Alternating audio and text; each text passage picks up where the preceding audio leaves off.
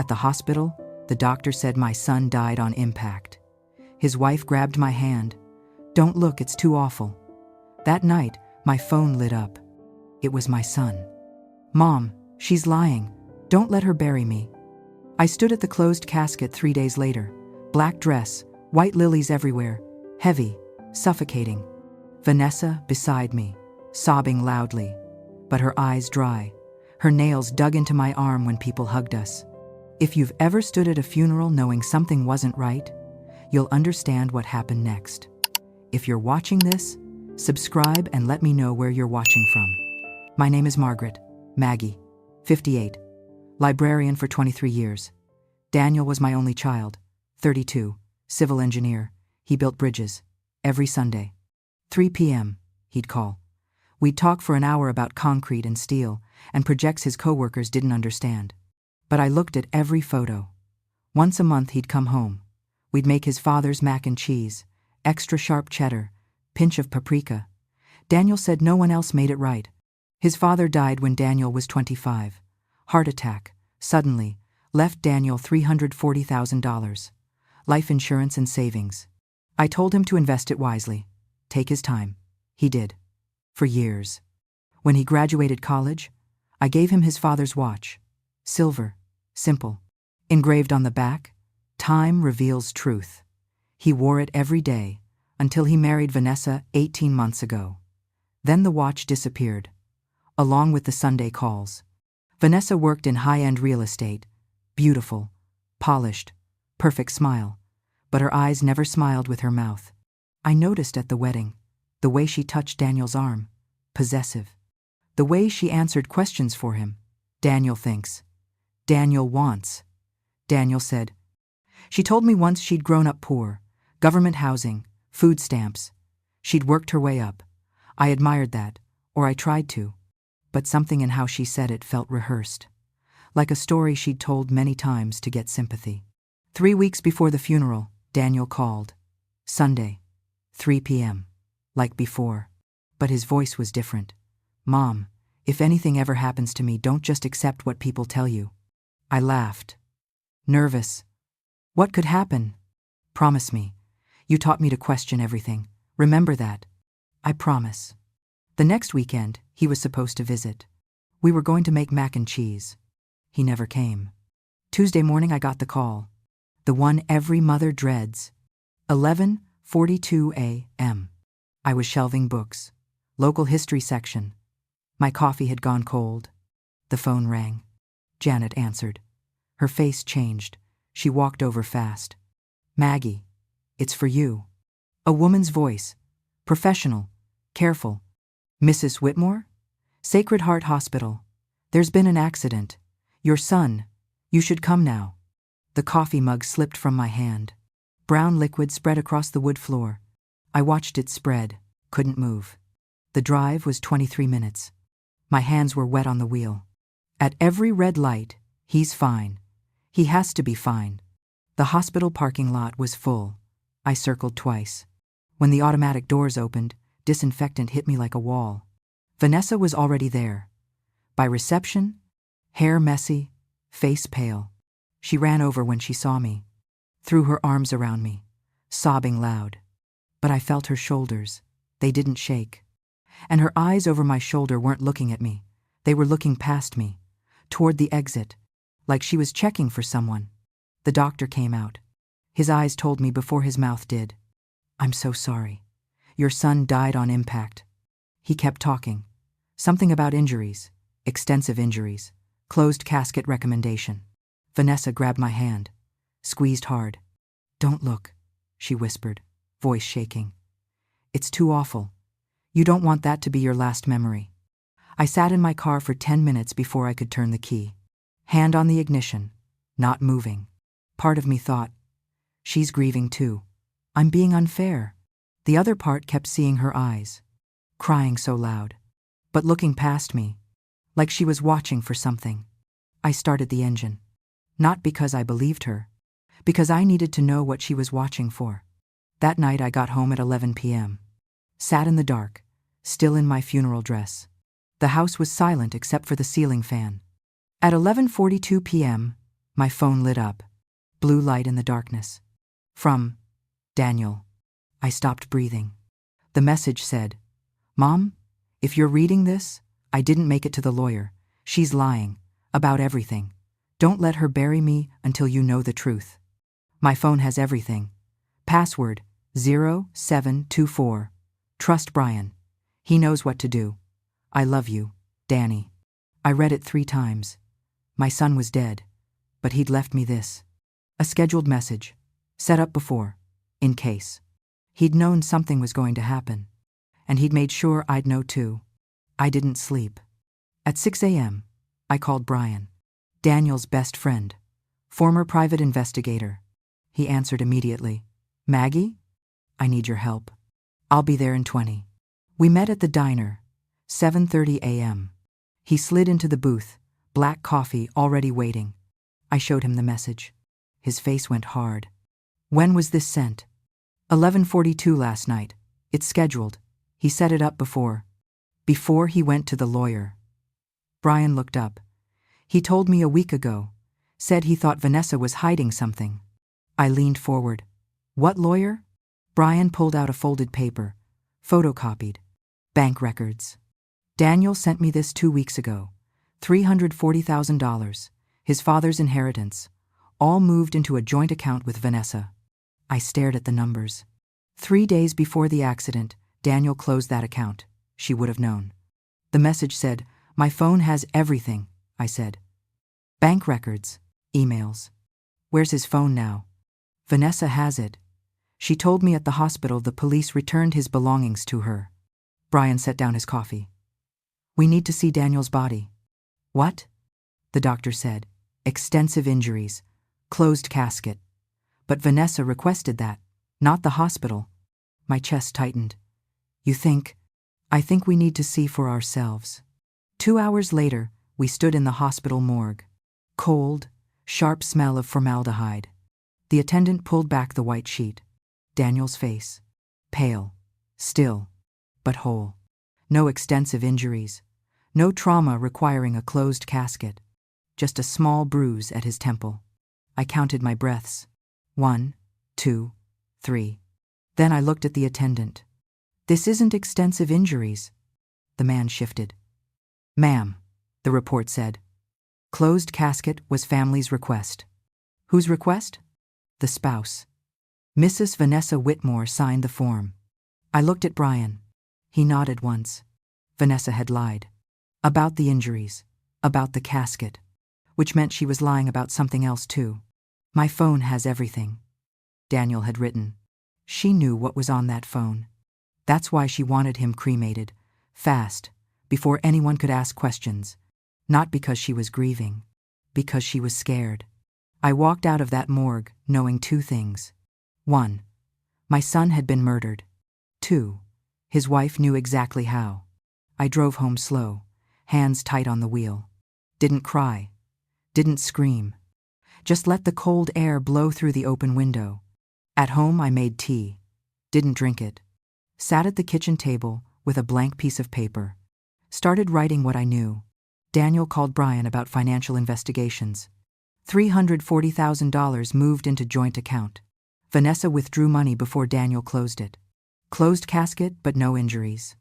Cremation scheduled for Saturday morning, 4 days after his death. I set down the pen. Stared at the list. Each line by itself could be explained. An accident. A misunderstanding. A grieving widow making arrangements. But together? Together they formed a pattern. The kind of pattern I'd learned to recognize in 42 years of life. The kind that starts with small inconsistencies and ends with big lies. I thought about the students I'd helped over the years.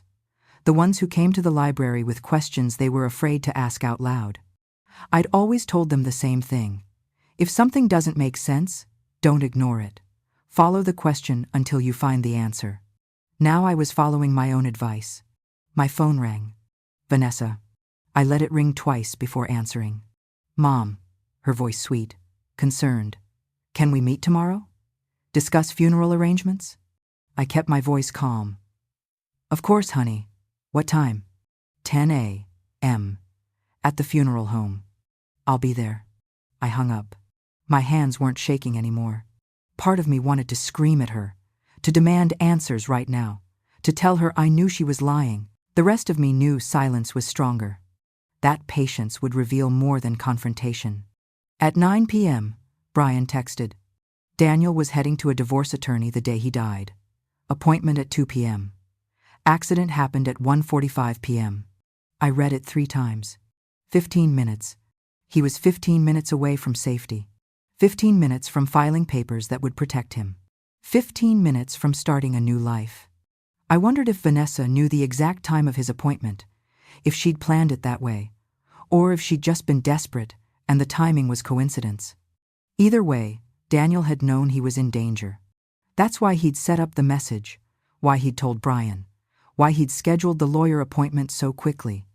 He'd been trying to outrun her. He just didn't make it. 36 hours until cremation. Not enough time to get the phone legally, but enough time to watch. The next morning I chose the navy sweater, Daniel's favorite color. Light makeup, calm expression. In the mirror I practiced my face, neutral, grieving but composed. Not accusatory, not suspicious. Just a mother planning her son's funeral. At the funeral home, Vanessa was already there. Black dress, tissue in hand. Mr. Peterson, the funeral director, sat with his iPad. Vanessa hugged me. Thank you for being strong. I hugged back, counted her heartbeats. Steady, not racing. A guilty person's heart should race, or so I thought. But maybe she was just that good at pretending. We sat down. I think cremation, Vanessa said. Right after the service. Daniel would have wanted it quiet. I looked at her. I thought he wanted to be buried next to his father. She didn't blink. We talked about it last year. He changed his mind. Liar. Daniel had never changed his mind. 2 years ago he'd stood at his father's grave and said, "When it's my time, I want to be right here." But I didn't say that. I just nodded. And Vanessa, do you still have Daniel's phone? I'd like his photos, for the service. The police still have it. Part of the accident report. Another lie. I nodded, like I believed her. Mr. Peterson typed on his iPad. Cremation Saturday morning then, 10 a.m. Saturday morning. 36 hours. After the meeting I sat in my car, watched. Vanessa came out, got in her car, pulled out her phone, talked for 7 minutes, face serious, nodding. Once she looked around the parking lot, like she thought someone might be watching. She was right. Then she reached into her purse, pulled out a second phone. Blue case. Daniel's phone. I called Brian immediately. She has it. I just saw her. Then we move now. I'm calling Ellen Hartley. Lawyer I know. We file an emergency petition tonight. For what? To stop the cremation. At midnight we sat in Ellen's office. 3rd floor, old building. Ellen was 40. Short dark hair, sharp eyes. She didn't waste time. Tell me everything. I did. Daniel planning divorce. Vanessa withdrawing money. Death on the way to lawyer. No injuries but closed casket. Immediate cremation. Missing phone. Threats. Ellen wrote fast. Didn't look up. You have 36 hours? Yes. Until Saturday morning. Then we file at 8 a.m. Emergency injunction. She looked at me. You'll need to testify. Face her in court. Today? I didn't hesitate. I'm ready. I looked down at my hands, put them on my thighs, pressed down to stop them shaking, counted breaths. 1, 2, 3. Part of me wanted to run. Let someone else handle this. The rest of me knew no one would fight for Daniel like I could. Ellen looked up. Good, because she has no idea what's coming. At 8:07 a.m., we walked into the courthouse.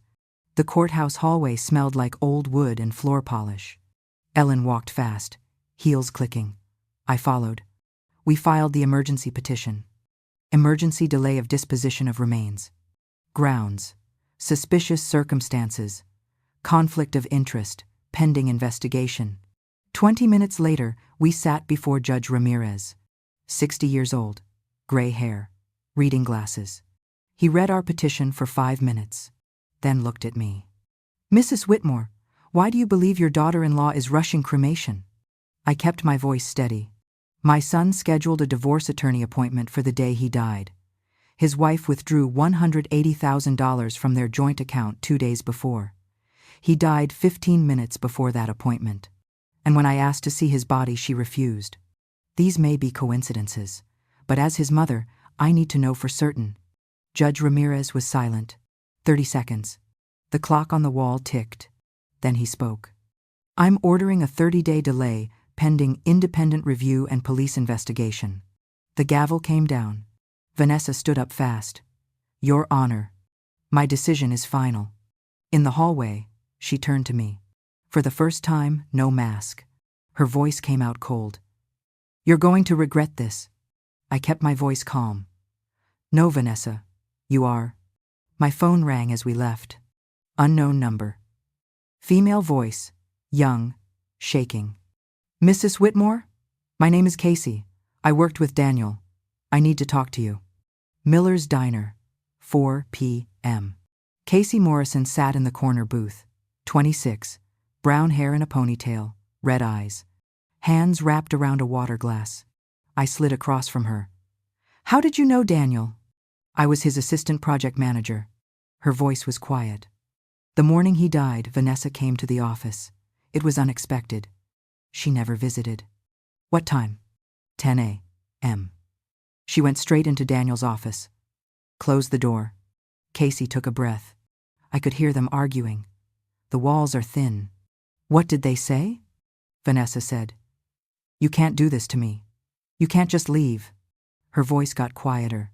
Daniel said, I already made the appointment. It's over. Then Vanessa said, if you go to that lawyer, you'll regret it. My chest tightened. What happened next? Daniel came out, pale. I asked if he was okay. He said, I'll be fine. I just need to get through today. Casey looked up.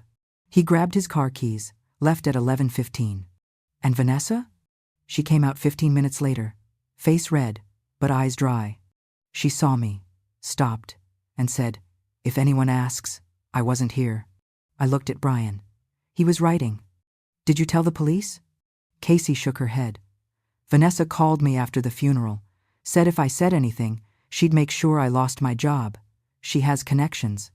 But you're telling me now, because I saw the news, about the court hearing, and I realized maybe I'm not the only one who knows something's wrong. I reached across the table, took her hand. What time did Vanessa leave? 11:30. Daniel's accident happened at 1:45. I know. Casey pulled out her phone, turned it to me. A photo. Vanessa, standing by Daniel's car in the parking lot, trunk open. Timestamp, 11:42 a.m. Why did you take this? Because it was weird. Daniel had already left. Why was she at his car? Did you see what she was doing? No. But when I went to my car an hour later, Daniel's car was still there. I stared at the photo. Daniel didn't drive that car. Or something happened to it before he did? Casey, you need to tell the police. She hesitated. I'll go with you. I'll protect you. She searched my face, then nodded. Okay. We went to the police station that night, 9:30 p.m.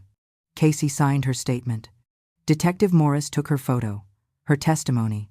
Then he looked at me. Mrs. Whitmore, we'll need to examine your son's vehicle. It's in Vanessa's garage. We'll get a warrant. The next morning, police searched the car. 7:30 a.m. 2 detectives at Vanessa's door with a warrant. I wasn't there. But Brian called 30 minutes later. They're searching the car now. 1 hour later. Brakes are intact. No mechanical failure. My chest tightened. So it was an accident? No. They found a prescription bottle under the passenger seat. Sleeping pills. Ambien. Name on the bottle, Vanessa Whitmore. I sat down. There's more. The bottle was refilled 3 days before Daniel died, half empty, and they found traces in Daniel's coffee thermos. You're saying she drugged him. The police are saying that's what they're investigating. That afternoon, Vanessa was brought in for questioning. I wasn't allowed in the room, but Ellen had sources. That night she called. Vanessa denied giving him medication. Of course. But when they asked why her prescription was in his car, she said, He must have taken it from my purse. He was stressed. Ellen continued. Then the detective asked, "But you said earlier he didn't know you had insomnia medication." What did she say? She hesitated. Said, "I meant he found it recently." Her lawyer stopped the interview. I sat silent. What now? The police are retesting Daniel's blood. If they find sleeping medication matching her prescription, that's evidence. Vanessa left the station at 6 p.m. Reporters were waiting. Someone leaked. Cameras flashed. Questions shouted. She covered her face. Her lawyer pushed through. That night, the local news ran it. Local woman under investigation in husband's death. No name. But everyone knew. The next day, her world collapsed. Friends stopped calling. Her real estate agency put her on leave. I didn't do anything. Didn't call anyone. Just waited. Watched the consequences unfold. This wasn't punishment. It was consequence. And consequences don't need to shout. Brian called. Talk screen takes 48 hours. And then we'll know. Maggie, even if they find the drug, proving intent is hard. She could say he took it himself. I was quiet. But the court of public opinion has already decided. That's not justice. No, but it's consequence. 2 days passed. I went to work, shelved books, smiled at patrons. At night I sat in Daniel's old room, looked at photos. Daniel at 10. Gap-toothed smile. Daniel at 16. First car. Daniel at 22. Graduation. I touched the frame. Glass cool under my fingers. Part of me wanted the report to be clean, to be wrong. The rest knew I wasn't wrong. And knowing the truth, no matter how painful, was the only way forward. 2 days later, results came. I was home when Ellen called. Morning light through the window. Soft yellow. Tea on the table. Cold. Clock ticking. 9:15 a.m. I looked at my hands. Veins blue under pale skin. They weren't shaking. Outside, a blue jay landed on the fence, hopped twice, flew away. The refrigerator hummed. The house settling with small creaks. Normal sounds. Normal morning. Except nothing was normal anymore. The phone rang. Ellen. I answered. Didn't say hello. Maggie. Talk screen is positive. High levels of Ambien. Enough to cause severe drowsiness and impaired motor function. My voice came out calm. So he couldn't control the car. No, he couldn't. I sat down. Looked out the window. Dark sedan across the street. Unmarked. 2 people inside. Waiting. The DA is filing charges. Involuntary manslaughter. Possibly second-degree murder depending on evidence of intent. When? This afternoon. 2:47 p.m. The same time every day. Different meanings now. I was quiet. Then, thank you. Hung up. I sat there for 10 minutes, maybe more. Time felt strange. I thought about Daniel when he was 8 years old. We'd been at the library. He'd asked me why the biography section was separate from fiction. Because one tells what really happened, I'd said. The other tells what could have happened. Which one's better? He'd asked. Neither. But you always need to know which one you're reading. He'd nodded. Serious. So you don't get confused about what's real. Exactly. I thought about Vanessa. How she'd tried to write fiction over Daniel's biography. Tried to make everyone believe her version. But Daniel had left the truth. Hidden but findable. Like a message in a bottle. I stood up. Walked to the living room. Opened the drawer. Pulled out a photo. Daniel in his graduation gown. Smiling. I set it on the table. I kept my promise, Danny. The truth is coming. The car pulled up at 2:47 p.m. I didn't go to her house. Watched it on TV. Police led her out, hands cuffed behind her back, head down. Reporters shouted. Cameras flashed. I turned off the TV. Sat in silence. Afternoon light through the window. Rectangle on the floor. Relief. Not satisfaction. Not victory. Just relief. I looked at Daniel's photo on the table. It's done, baby. Ellen called. Bail set at $500,000. Will she post it?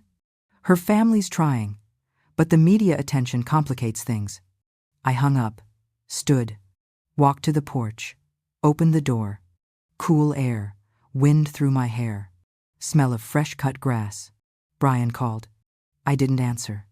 I thought about Vanessa. In a cell. Waiting. Part of me felt what? Satisfaction? I didn't want that. Daniel used to say, Mom, being right doesn't mean being cruel. I walked back inside. Not because I felt relief, but because I didn't want to feel satisfied. This wasn't about forgiveness. Vanessa didn't deserve that. This was about not letting anger win. About staying someone Daniel would recognize. I picked up my phone. Called the funeral home. Mr. Peterson, I'd like to schedule my son's funeral, a proper one. It was over, but not for me. Not yet. One more thing. 1 week later, Daniel's funeral, the real one. Open casket, white roses. Friends came, co-workers, people who knew him. The funeral home was full. Standing room only. I hadn't expected so many people. Daniel had always been quiet, reserved, the kind of person who had a small circle but deep friendships. Casey was there, in the back. She nodded at me. I nodded back. Brian stood beside me through the whole service. Steady presence. Ellen came too. She didn't have to, but she did. I stood beside the casket, looked at his face one last time. Put my hand on his. Cold, peaceful. Someone had combed his hair wrong. Daniel always parted it on the left. They'd done it on the right. I wanted to fix it, but I couldn't reach. So I just touched his hand. In his pocket, I slipped a folded note. I didn't let her bury you. I kept my promise. Mom. No one saw. The service was short. I'd asked for that. A co-worker spoke about Daniel's work, how he stayed late to check calculations, how he never cut corners. He built bridges you could trust, the man said, because he was someone you could trust. Several people cried. I didn't. I'd cried enough. Now I needed to be strong. For Daniel, for everyone who'd loved him. No one mentioned Vanessa. She wasn't allowed. Bail conditions. But everyone knew. I saw people whispering, looking at me with pity, or admiration, or curiosity. I didn't care what they thought. This wasn't for them. After the service, I went home. The house felt different, quieter. Ellen came by later, brought food, a casserole, chicken and rice. You need to eat. I smiled. I will, thank you. She sat at the kitchen table. Trial's in 6 months. You'll have to testify. Face her. I know. Are you ready for that? I thought about it. I don't know if anyone's ever ready, but I'll do it. For Daniel. Ellen set a large envelope on the table. Police released Daniel's belongings. Everything they collected as evidence. This is yours now. Inside his blue phone case, his wallet, his keys, and wrapped in tissue paper his father's watch. Silver, simple. I turned it over. Read the engraving through tears. Time reveals truth. Where did they find this? My voice cracked. In Vanessa's jewelry box, she'd kept it. Of course she had. Trophy. Or maybe she'd planned to sell it. I held the watch to my chest. The last thing my husband had owned. The thing I'd given Daniel on his graduation day. The thing that had disappeared when Vanessa came into his life. Now it was back. Thank you.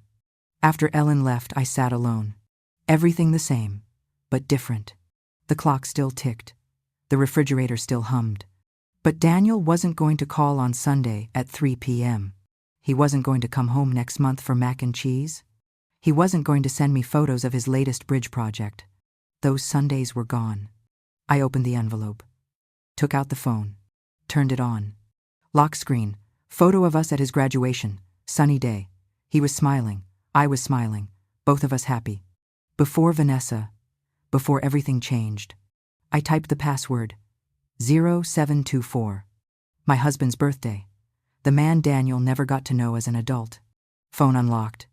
Hundreds of messages. Emails. Photos. I scrolled slowly. Taking my time. Photos of Bridges. His co-workers. His apartment. None of Vanessa. Not one. He'd deleted them all. I scrolled more. Stopped at a note. Unsent.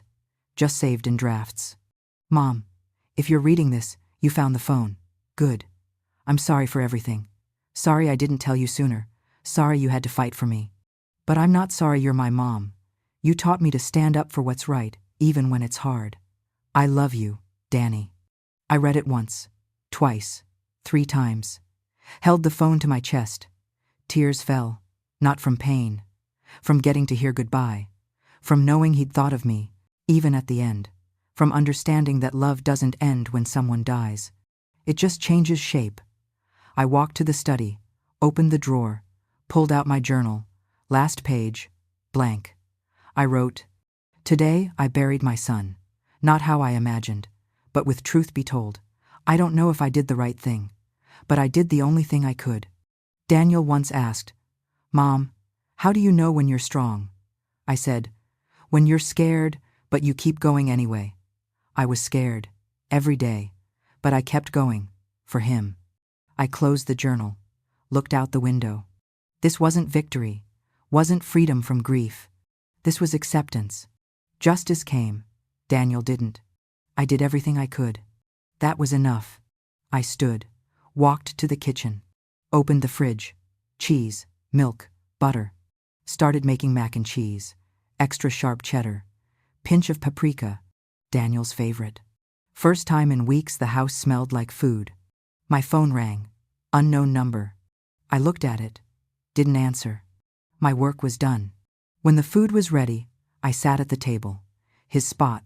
Tasted it. Salty, rich, familiar. Tears fell.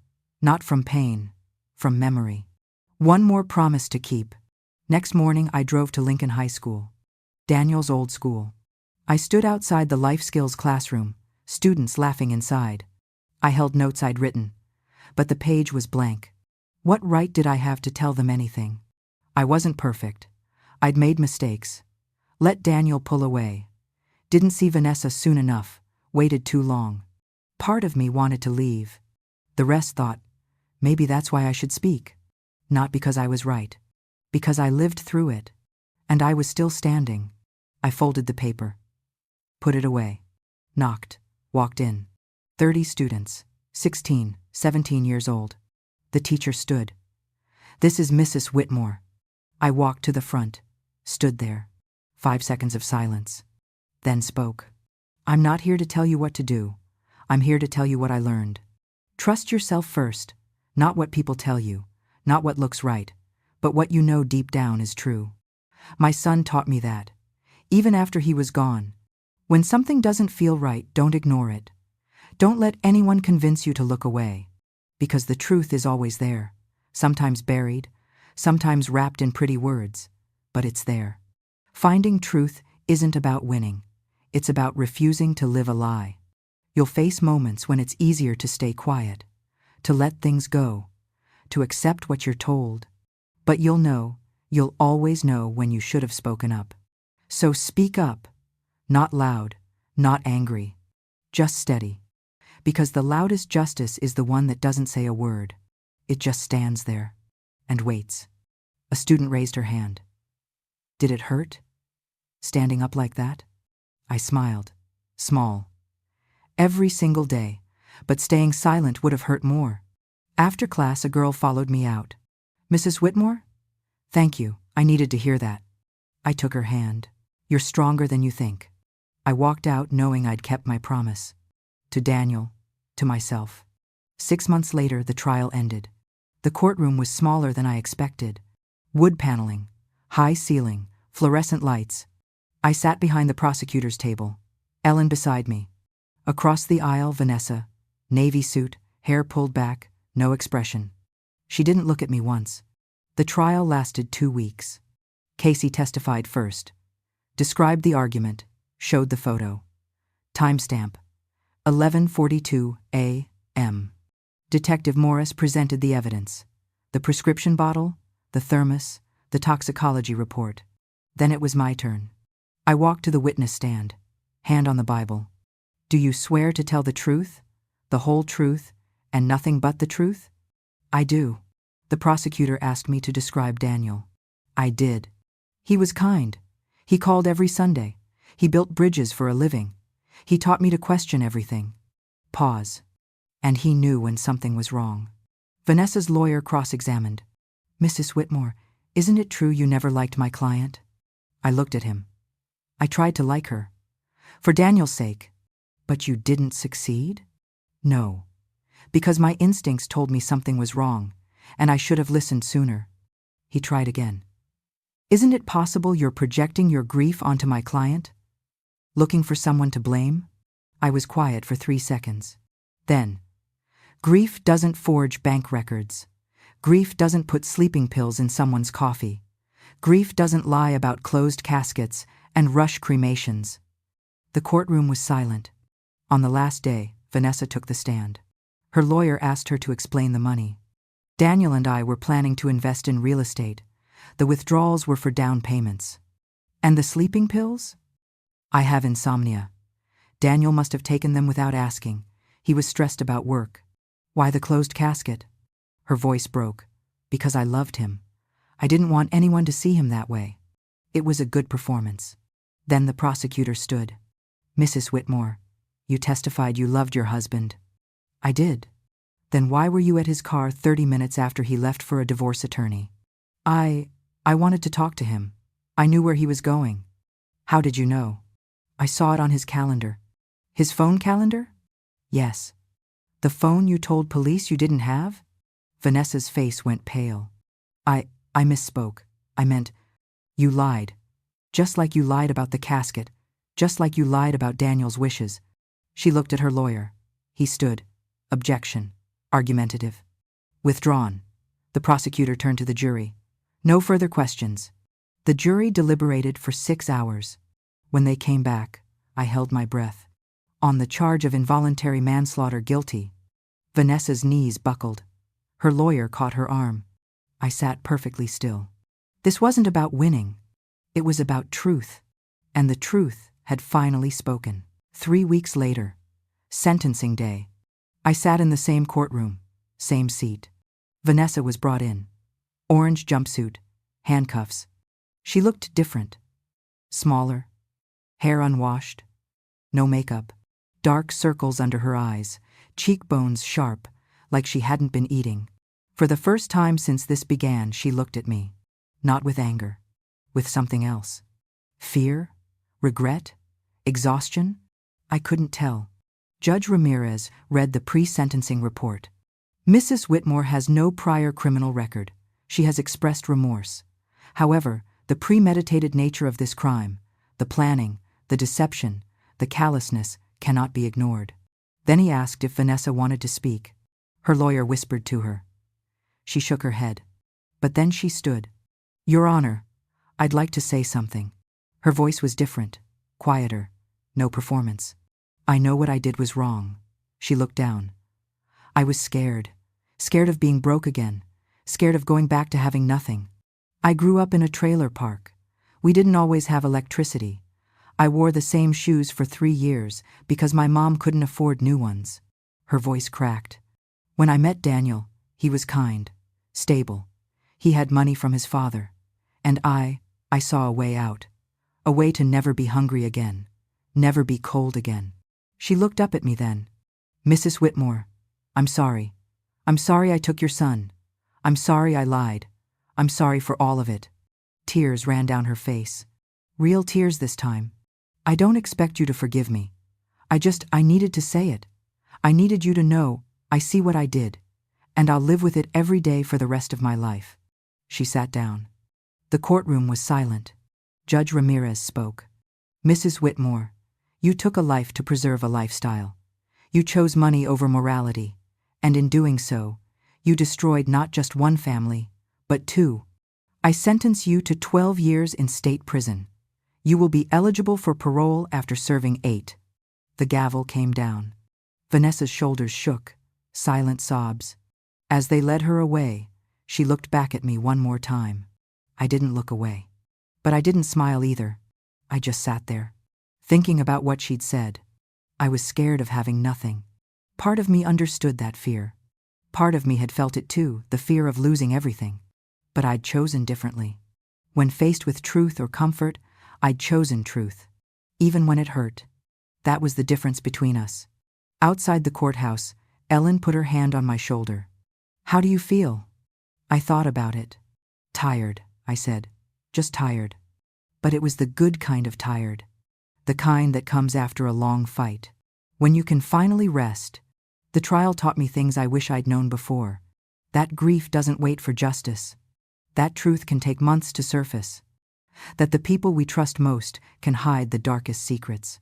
But it also taught me I was stronger than I thought. That a mother's instinct is real. That asking questions isn't disrespectful, it's necessary. That silence can be more powerful than screaming. Brian visited one afternoon. Brought coffee. We sat on the porch. You saved other families, he said. The DA found evidence of 3 other cases. Similar pattern. I looked at him. Other victims? Vanessa and her associates targeted elderly people with assets they didn't know they had. Your case broke it open. I hadn't thought about it that way. I'd been so focused on Daniel I hadn't considered there might be others. How many? At least 7 families, maybe more. Your testimony gave them courage to come forward. I sat with that for a while. Daniel's death had meaning beyond just our family. His scheduled message, his planning, his courage to leave evidence. It had saved others. He knew, I said quietly. He knew what he was doing. That's why he left the message. The password. Everything. Brian nodded. He protected you, even after. We sat in silence. The sun was setting, orange light across the yard. What will you do now? Brian asked. I thought about it. Live, I said simply. That's what Daniel would want. Pause. And maybe. I stopped. Maybe tell this story. So other people know the signs. Know to trust their instincts. Brian smiled. I think that's exactly what he'd want. 3 days later, I got a call from a local community center. Mrs. Whitmore, we heard about your case. Would you be willing to speak at our senior safety seminar? I thought about the girl at the high school. Her eyes when I'd said, You're stronger than you think. Yes, I said. I'll speak. Ellen called 2 weeks after the sentencing. Maggie, I've been contacted by families. People who saw the news coverage, they think they might be victims too. Of Vanessa's group? Or similar schemes, targeting older adults, using marriage or caregiving as access. She paused. They're asking if you'd be willing to speak. Share warning signs. I thought about it. About all the small things I'd ignored. Vanessa never visits alone, always answering for Daniel. The Sunday calls stop. The watch disappeared. Small things. Easy to dismiss. But together a pattern. What would I say? The truth. What you noticed. What you ignored. What made you finally act. I made a list that night. Warning signs I'd seen but dismissed. The isolation. How Vanessa slowly pulled Daniel away from everyone who cared about him. The control. How she made decisions without asking him. The lies. Small ones at first, then bigger. The rush. When Daniel died, everything moved fast. Too fast. The refusal. When I asked questions, she shut me down. I thought about how many times I'd told myself, I'm being paranoid. I'm being difficult. I'm not being fair. How society teaches us, especially women, to be polite, to not make waves, to trust family, even when everything inside screams, something is wrong. I called Ellen back. I'll do it. I'll speak. Are you sure? If one person listens, if one person trusts their instinct because of Daniel's story, then yes, I'm sure. 3 months later, I gave my first talk. 50 people in a community center. I told them everything. The message, the closed casket, the scheduled text, the investigation, the trial, the conviction. But mostly I told them, trust yourself. When something feels wrong, it usually is. After the talk, an elderly woman approached me. Thank you, she said. My daughter-in-law has been asking me to sign papers, transfer my house, and something felt wrong. But I thought I was being paranoid. What will you do? I asked. I'm calling a lawyer tomorrow, getting the documents reviewed. She squeezed my hand. You saved me by telling your story. I drove home that night thinking about Daniel, about how his death, as painful as it was, had purpose. It had saved that woman, and maybe others. The watch I'd given him said, "Time reveals truth." And it had. But truth wasn't just about exposing what happened.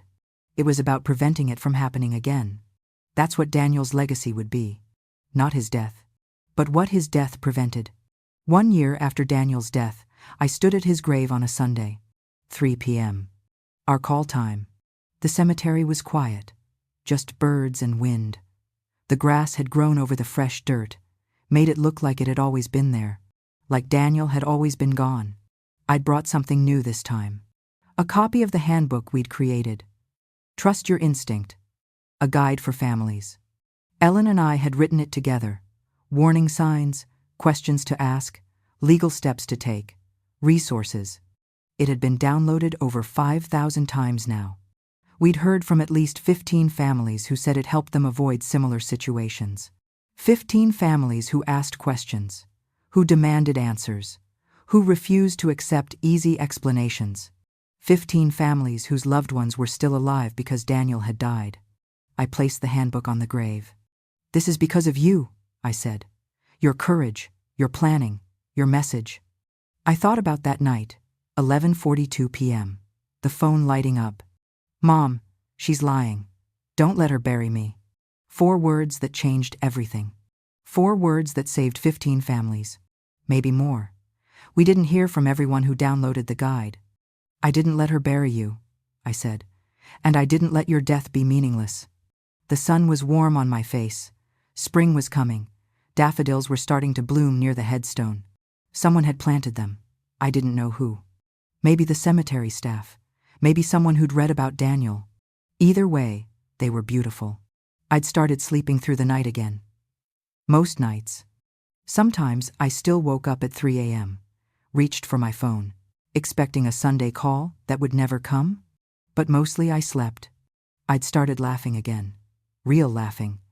Not the polite kind you do when someone tells a joke you don't find funny. I'd started living again.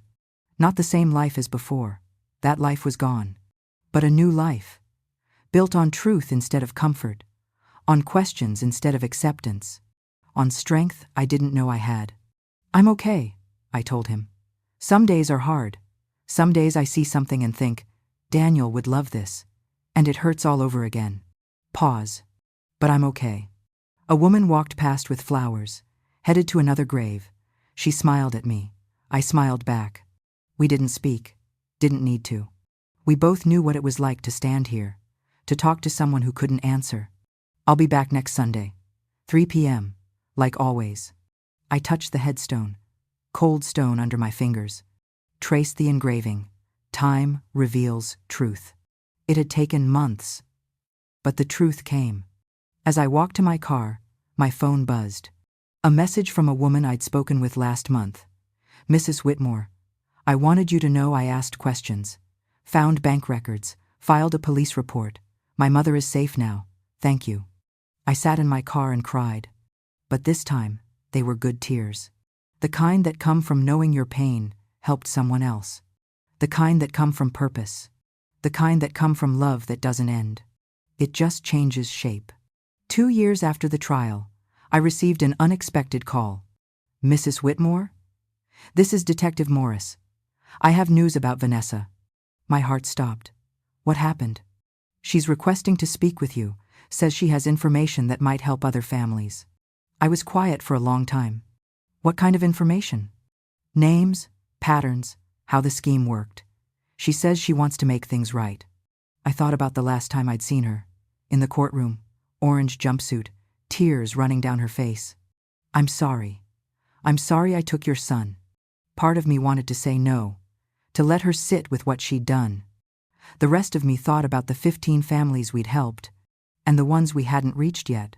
"I'll meet with her," I said. 3 days later, I sat in a prison visiting room. Gray walls, metal table, 2 chairs. Vanessa walked in. Thinner, hair streaked with gray, lines around her eyes. She sat down. Didn't look at me at first. Then, "Thank you for coming." I didn't say anything. "I know I don't deserve your time. She took a breath. "I want to help. There are others. People I worked with. Families they targeted." She slid a piece of paper across the table. Names, dates, cities. This is everything I know. Give it to the police. Maybe it'll help someone. I looked at the paper, then at her. Why now? She was quiet for a moment. Because in here, I have time to think. About what I did. About your son. Her voice cracked. I keep seeing his face. The morning She stopped. I can't take it back. But maybe I can stop it from happening to someone else. I picked up the paper, folded it.